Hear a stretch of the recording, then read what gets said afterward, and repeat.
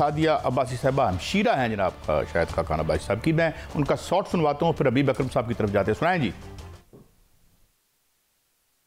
जो सीट्स उनकी बनती हैं वो उनको दी जाए। इस इलेक्शन की जो क्रेडिबिलिटी है वो दुनिया भर के सामने है। इस ऐवान में लोगों ने कहा कि चीफ इलेक्शन कमिश्नर को रिजाइन करना चाहिए था, और वाकई उनको करना चाहिए था, इसलिए कि जो इलेक्शन जो था वो शफाफ नहीं था।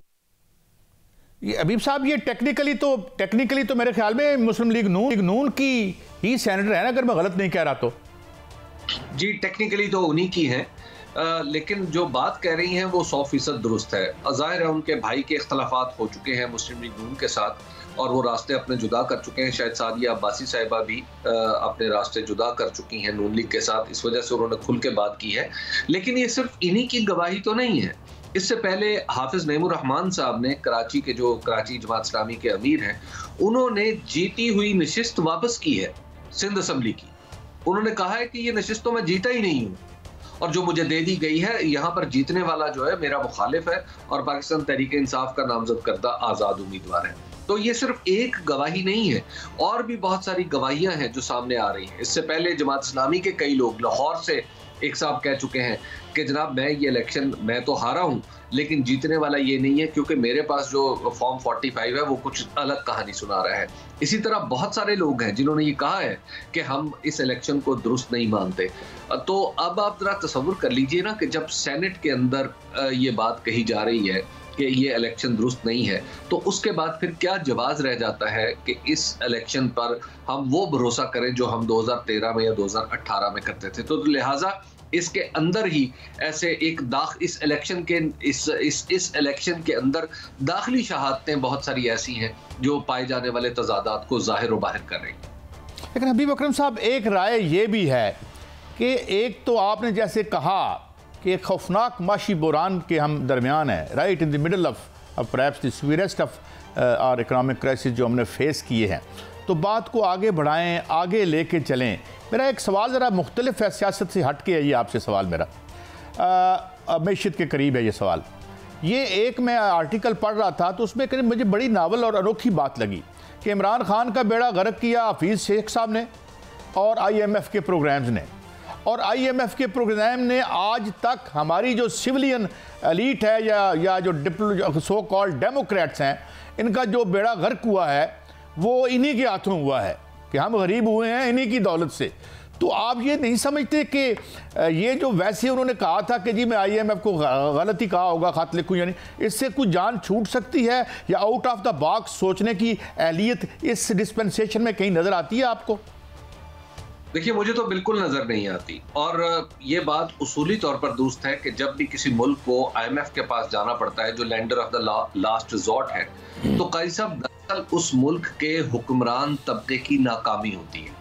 ये उसकी नाकामी का ऐलान है कि हम मुल्क को अच्छा नहीं चला सके, इस वजह से हमें वहां जाना पड़ेगा। और अच्छा ना चलाने का सबूत ये होता है कि अवाम का जो लाइफस्टाइल है वो डिफरेंट होता है, और हुक्मरानों का लाइफस्टाइल बिल्कुल आसमानी और जन्नत से ऐसा लगता है कि कुछ जन्नत के टुकड़े हैं जो ज़मीन पर उतारे गए जिनमें वो रहते हैं।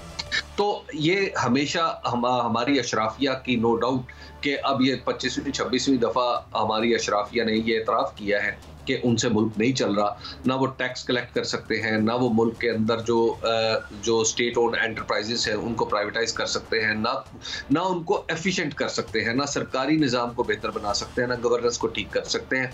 तो लिहाजा उसके नतीजे में जो एक मुआशी अफरा तफरी पैदा होती है उसके लिए आप IMF को ले आते हैं। तो ये एक वक्ती तौर पर एक मामला तो होता है कि आप थोड़ा सा उसको सुस्त होके मामला को थोड़ा सा ठीक करते हैं और फिर आगे बढ़ जाते हैं। लेकिन एट द सेम टाइम मैं ये समझता हूँ कि पाकिस्तान के अंदर ऐसी कोई सलाहियत मौजूद नहीं है पाकिस्तान की। मैं बिल्कुल ये बात आपको जिम्मेदारी से अर्ज कर रहा हूँ कि पाकिस्तान के अंदर ऐसी कोई सलाहियत वजारत खजाना में मौजूद नहीं है कि वो माली मुआशी मामलात को दुरुस्त कर सके।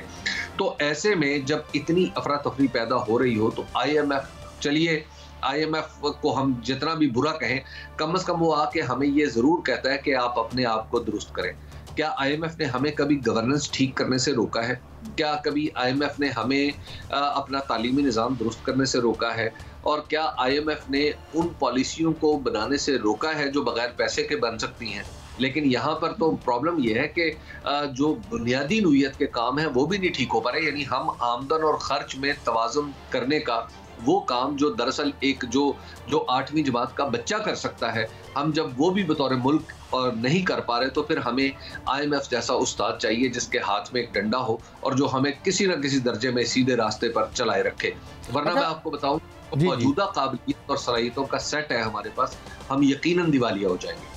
अल्लाह ताला हमें इससे महफूज रखे। लेकिन एक उम्मीद तो हम देखते हैं कि जो एक SIFC बना, उसके बाद हमने देखा डॉलर की स्लाइड भी रुकी, और अब लगता है कि आने वाले दिनों में चूँकि उसकी एक कानूनी हैसियत भी बन चुकी है, तो वो उनकी भी जो है उसमें ज़्यादा होगी, यानी उनका रोल होगा।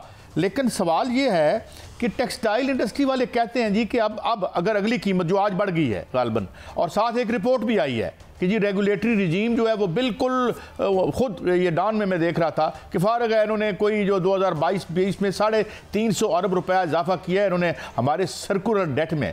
तो काम तो बड़े बुनियादी नोयत के करने पड़ेंगे टू रिट्रीव द सिचुएशन जी, और बेशुमार नुकसान भी जो है वो ज़ाहिर हो रहा है जो हमारी स्टेट ओन्ड एंटरप्राइजेस कर रही हैं। तो कहीं तो हमें जागना पड़ेगा, will have to wake up, otherwise तो ऑप्शन कोई नहीं है। हबीब साहब देखिए काली साहब, ये जगा सकती है आपको कोई ऐसी हुकूमत जो गैर मामूली तौर पर मकबूल हो। जब ऐसी मखलूत हुकूमत जिसके खुद मैंडेट के ऊपर सवालिया निशान हों तो वो नहीं जाग सकते। आपको याद होगा 1992 में इंडिया में क्या हुआ था। इंडिया में वहाँ पे कांग्रेस की हुकूमत के वजीर, उसमें उस वक्त एक मखलूत हुकूमत थी अगरचे, लेकिन उसमें कांग्रेस लेड थी।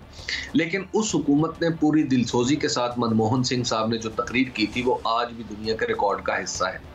साउथ कोरिया में देख लीजिए, साउथ कोरिया में क्या हुआ था। साउथ कोरिया में बाकायदा तौर पर उनके वर्कर्स की रेमिटेंसेस, वर्कर्स की वेजेस को दुनिया के एक मुल्क में वर्कर की वेजेस के अगेंस्ट लोन लेके तरक्की का सफर शुरू किया गया था। और उसकी वजह यह थी कि वहाँ पे जो भी उस वक्त हुकूमत थी, अगरचे वो आमरीयत थी, लेकिन उसको अवाम की हमायत हासिल थी। जब अवाम की हमायत हासिल हो किसी हुकूमत को, तो वो सख्त से सख्त फैसला करने की भी सलाहियत रखती है। लेकिन अगर अवाम की हमायत ना हो और ख़ास तौर पर मैंडेट मशकूक हो, तो फिर आप यकीन रखिए कि कोई सख्त फैसला भी नहीं किया जा सकता। और अगर किया जाएगा तो उसका चूँकि लोगों को एतमाद नहीं होगा, तो उसके जो नताइज हैं वो दुरुस्त तौर पर पैदा नहीं हो सकेंगे। तो लिहाजा ये जो अब आप अच्छी तरह समझते हैं, मुझसे तो कहीं ज़्यादा अच्छी तरह का हिसाब आप खुद समझते हैं कि इकॉनमी दरअसल कोई अलल हाल चीज़ नहीं है, कोई अलग चीज़ नहीं है। असल लफ्ज़ पॉलिटिकल इकॉनमी है, असल इस्तिलाह पॉलिटिकल इकॉनमी है, यानी सियासत और मईशत का इम्तजाज हुआ करता है। इसमें कोई एक से दूसरे को जुदा करना बिल्कुल नाखून से गोश्त को जुदा करने के मुतरादिफ है। और हम इस वक्त जो जिस मुसीबत में फंसे हुए हैं, दरअसल ये पॉलिटिकल इकोनॉमिक प्रॉब्लम है, ये सिर्फ इकोनॉमिक प्रॉब्लम नहीं है। बहुत शुक्रिया हबीब अकरम साहब, आपने कीमती वक्त दिया।